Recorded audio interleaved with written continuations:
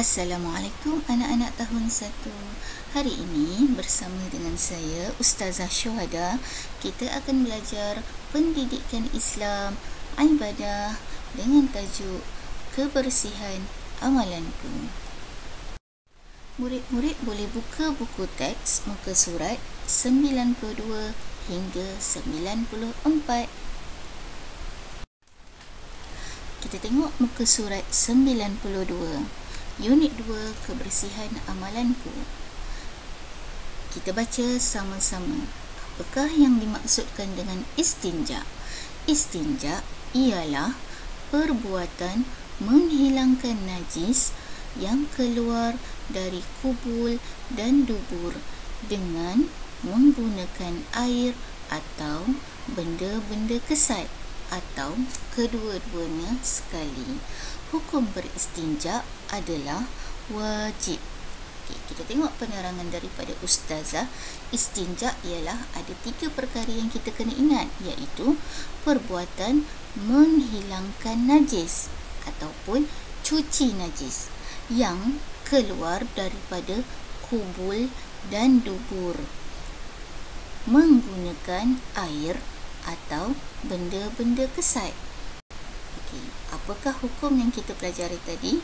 Hukum beristinja, iaitu hukum bersuci daripada najis ini ialah wajib. Okey, apa itu kubul dan dubur, Ustazah?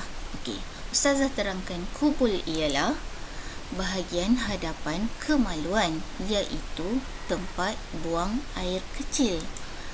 Ustazah tunjukkan contoh. Bahagian bertanda kuning ini ialah bahagian hadapan kemaluan yang dikenali sebagai kubul.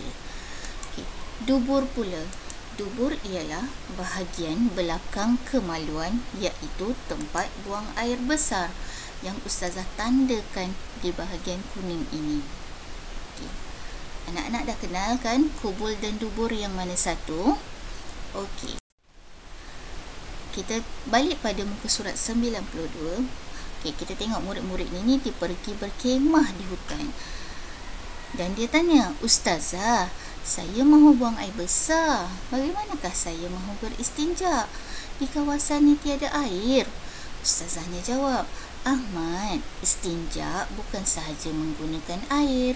Kita juga boleh menggunakan benda-benda kesat seperti batu dan tisu.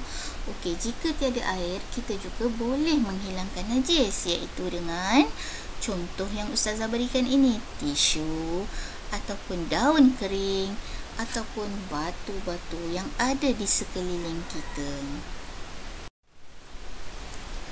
Okey, bagaimanakah cara istinja? Muka surat 93. Cara istinja ada 2, iaitu jika kita menggunakan air, jika ada air pada kita, basuhlah dengan menggunakan tangan kiri dan bersihkan dengan air mutlak. Air mutlak yang kita dah pelajari sebelum ini. Contoh air mutlak apa, murid-murid?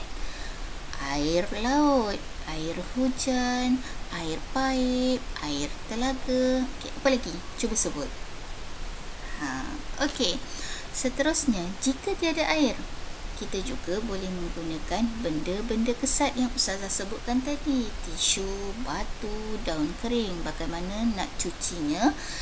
Sapu kubul dan dubur sekurang-kurangnya 3 kali dan setiap sapuan mestilah pada bahagian yang bersih. Contoh, ambil sehelai tisu, basuh kubul dan dubur awak sekali, ambil lagi tisu yang kedua, bahagian yang bersih, sapu lagi kubul dan dubur, dan bahagian tisu yang ketiga yang bersih juga, sapu kubul dan dubur. Okey, sehingga diyakini bersih. Kalau tak bersih lagi, boleh kali keempat dan kelima. Okey, kita tengok muka surat 94, adab qada hajat, iaitu adab kita untuk buang air kecil ataupun buang air besar. Okey, bagaimanakah adab sebelum qada hajat? Seketika kita hendak memasuki tandas, kita tidak boleh membawa nama Allah. Contohnya, tidak boleh bawa Quran ataupun perkataan-perkataan yang ada nama Allah. Memakai alas kaki iaitu selipar. Menutup kepala. Membaca doa masuk tandas dan melangkah masuk dengan kaki kiri. Okey, ini adab-adabnya. Kenapa kita kena pakai selipar?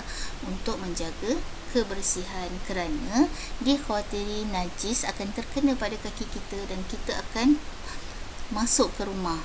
Okey, kotor kan nanti. Okey. Adab semasa qada hajat. Tidak bercakap, makan atau minum.